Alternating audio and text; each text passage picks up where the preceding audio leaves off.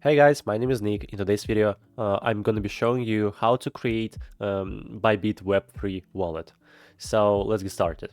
First of all, just open up Bybit. If you haven't account on Bybit, just go to the link in the comments or in the description and sign up for Bybit. After that, at the top left corner, you can see the Web3 wallet button. So let's just click on it. Here we can easily create a Web3 wallet just by clicking on the create wallet button. Okay, and now click on this big yellow button. Latest update, so you can read about it and click on OK. And that's all. This is my Bybit Web3 wallet.